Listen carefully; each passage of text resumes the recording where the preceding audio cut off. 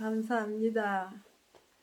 이 이야기를 참 하니까 자꾸 이야기거리가 많이 나오는데, 그 용년동 삶은 우리가 생각보다 힘든 게 많았어요. 영원히 교회에 들어오고 구원받는 그런 일들은 참 좋은 일이지만, 가정적으로는 그 미국에서 보내주는 돈이 제때 오지를 못할 때가 많았어요. 그래서 아이들 셋을 학교에 두고 왔는데 식비를 못 보내. 식대를 매달 보내줘야 되는데, 사실 그 받는 돈으로 이 세 아이들 식대 보내고 나면 용돈도 거의 없을 정도로 그 돈밖에 안 돼. 식대밖에 안 돼. 그것도 매달 정확하게 오지를 못하고, 어떨 때는 한두 달 밀리기도 하고 그럴 때가 있었어요.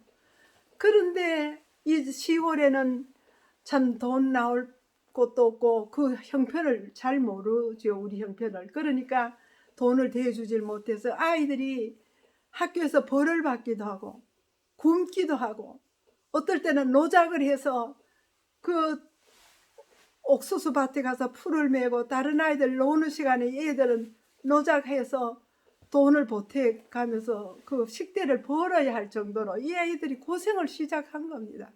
우리가 고생한 거는 물론 뭐 이런저런 해서 먹고 사는 건 얻어먹어서 살았는데, 이제 그렇게 저렇게 고생하면서 이제 학교를 하고 있는데, 한 번은 몇 달이 안 왔어요, 돈이.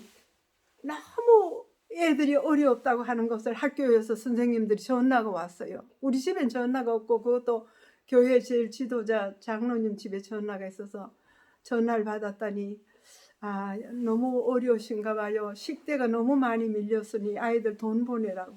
근데 우리는 돈이 뭐 수중에 없으니까, 그럴 때마다 우리는 하나님 어떻게 합니까? 도와주세요. 어느 날은 너무너무 안 돼가지고 하나님 옆에 간절히 기도를 드렸어요.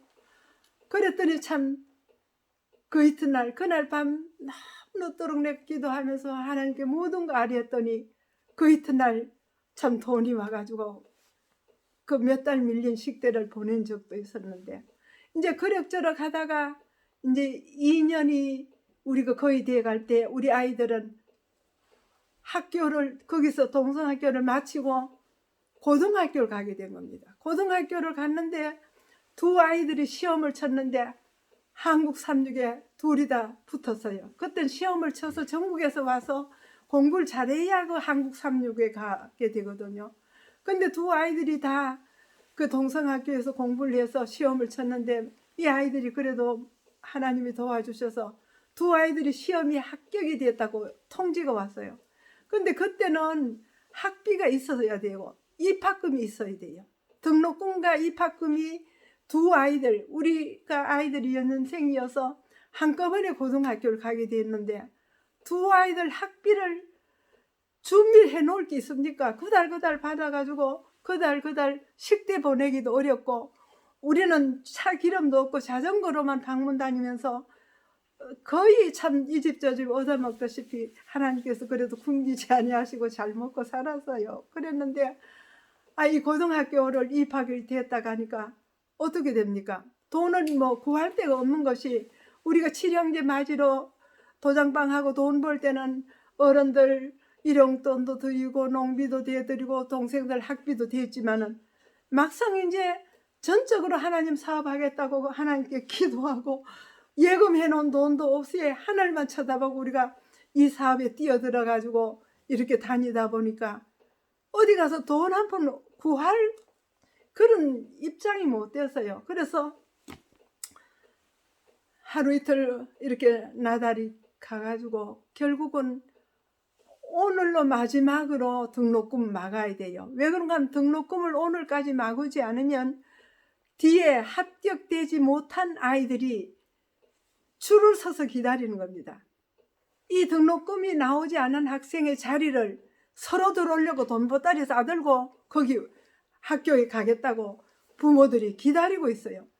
그걸 알고 있는 제 마음이 어떻습니까? 저는요, 배우지 못한 것이 한이 돼가지고 우리 시동생들도 제가 그랬어요. 공부를 하면 내가 무슨 짓을 해도 공부시키겠다.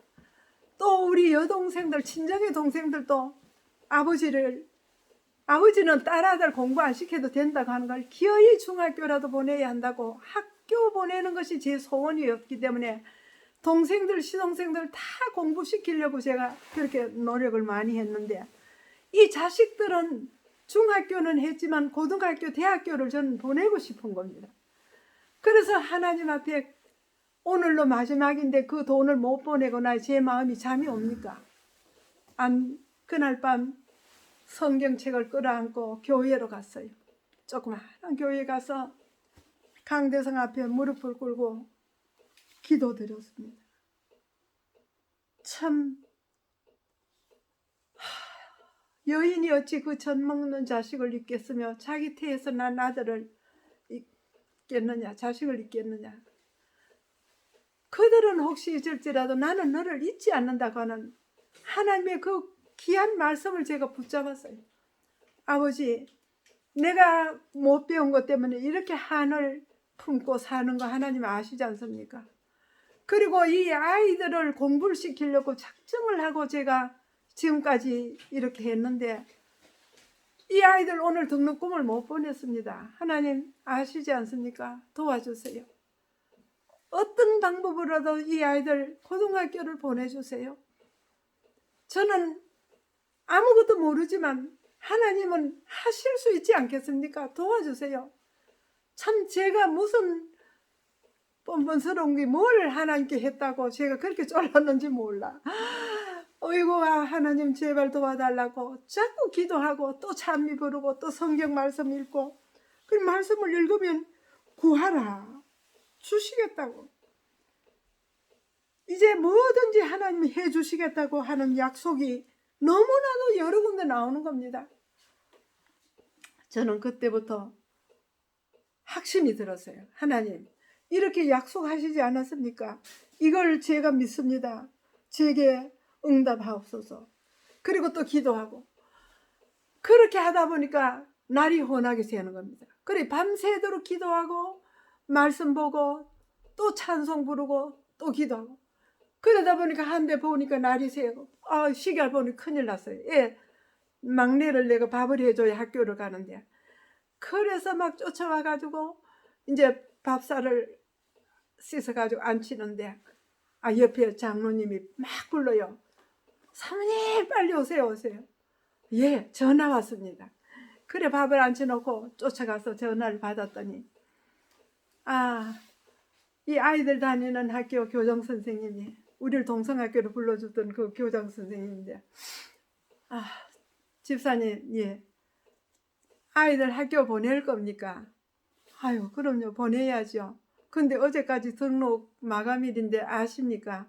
알지요. 근데 어떻게 합니까? 이랬더니 제 말을 뜻을 알고 염려 마세요.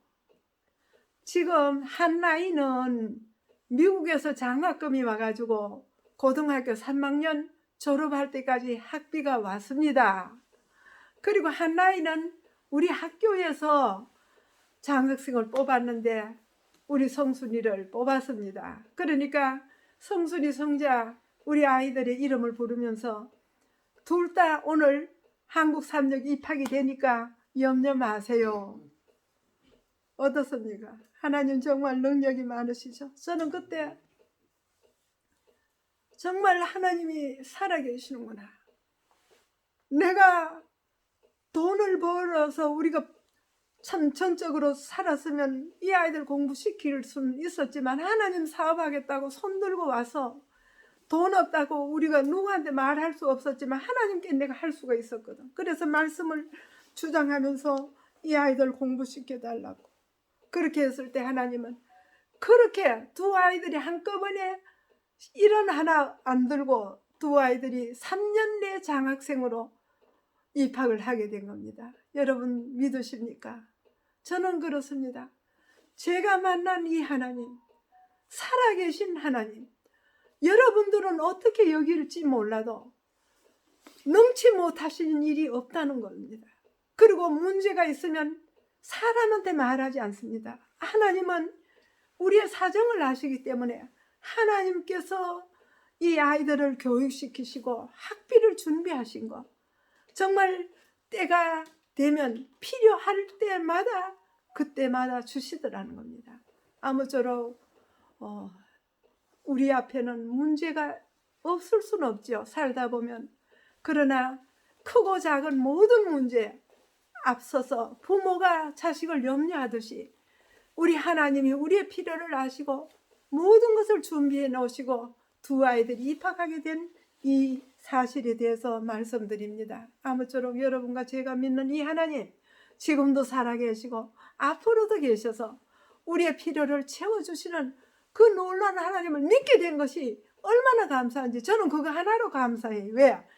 뭐 있어서 뭐 없어서 이게 문제가 아니고 이렇게 능력만한 하나님을 내 아버지로 모시고 사는 그 기쁨이 내 마음엔 항상 용수순치고, 이렇게 좋은 하나님을 좀 다른 사람한테 전해서 저 사람도 나와 같이 기쁨과 즐거움 속에 살았으면 얼마나 좋을까. 그것 때문에 내가 전도하고 싶은 거예요. 아무쪼록 이 유튜브를 듣는 여러분들이 지금까지 어떤 신을 섬겼던 간에 하나님은 살아계신 걸 믿으시고 어려운 문제가 있거든. 이 능력의 하나님을 한번 찾아보세요. 제가 만난 사람들 중에 하나님을 만나가지고 손해본 사람 하나도 없어. 그분들이 어렵거나 힘든 가운데서 하나님을 찾아가지고요. 좀 전에 우리 장로님이 얘기했죠. 그렇게 어려운 형편 가운데서도 결혼하기를 그렇게 원할 때 아무도 그 말을 믿지 못했지만 하나님은 눈치 못한 일이 없어서 그렇게 훌륭한 가정을 이루고 행복하게 사는 모습을 우리에게 전하면서 꼭 와보라고 그렇게 한데 못 가본 게 제 책이 됩니다만은, 아무쪼록 여러분과 제가 사는 동안 이 능력의 하나님을 붙잡으시고 간절한 마음으로 믿으시면 여러분들의 앞길이 형통할 것을 제가 확신하고 이 말씀을 마치려고 합니다. 다음에 또 뵐게요.